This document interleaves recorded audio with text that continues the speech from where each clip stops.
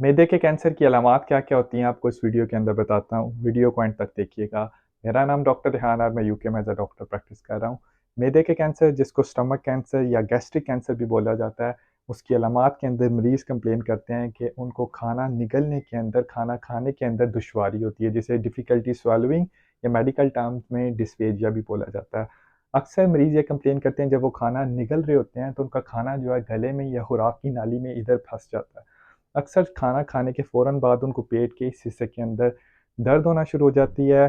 खाना थोड़ा-सा भी खाने के बावजूद ऐसा महसूस होता है जैसे पेट बहुत ज़्यादा जल्दी भर गया है, डकार आना शुरू हो गए हैं, बहुत ज़्यादा तेज़ाबियत या जलन होना शुरू हो गई है। अक्सर लोगों को भूख कम लगना शुरू हो जाती है या उनका वज़न ना चाहते हुए जो वो कम होना शुरू हो जाता है। बहुत ज़्यादा सिकनेस या नौज़िया की फ़ीलिंग रहती है। अक्सर लोग ये भी कंप्लेन करते हैं कि उनको बहुत ज़्यादा थकावट होना शुरू हो जाती है और थकावट इस वजह से होती है जब जिस्म के अंदर खून की कमी या एनीमिया होना शुरू हो जाता है। अब ख़ासकर वो लोग जिनको सीने में जलन या तेज़ाबियत 3 हफ़्ते से ज़्यादा रह रही है और उसकी कोई ख़ास वजह भी नहीं पता चल रही है और उनकी उम्र भी 55 साल से ज़्यादा है, तो उन लोगों के अंदर ये मैदे के कैंसर होने की जो चांसेस होते हैं वो ज़्यादा हो सकते हैं। अब बेसिकली ये जो मैंने आपको अलामात बताई हैं, ज़रूरी नहीं कि सारी की सारी अलामात मैदे के कैंसर की हों। अगर किसी को ये अलामात हो तो ज़रूर अपने करीबी डॉक्टर से रुजू कीजिए। डॉक्टर आपकी हिस्ट्री सुन के, आपका मुआयना करके, अगर आप इंक्रीज़ रिस्क पे हैं गैस्ट्रिक कैंसर या स्टमक कैंसर होने के, तो फिर आपको डॉक्टर जो है वो स्पेशलिस्ट के पास रेफ़र कर सकता है।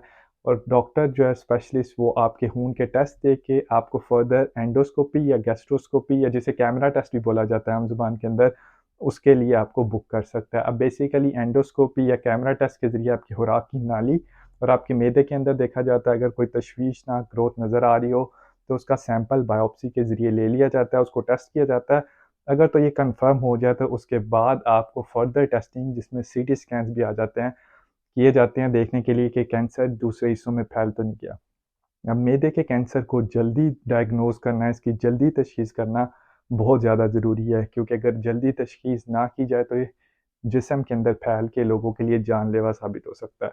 उम्मीद है इस वीडियो से आपको मैदे के कैंसर की अलामात के बारे में अवेयरनेस मिली होगी। अगर आपको वीडियो अच्छी लगे तो दूसरे लोगों के साथ शेयर कीजिए और मेरे चैनल को फ़ॉलो कर लीजिए ताकि आपको ऐसी एजुकेशनल वीडियोज़ मिलती रहें।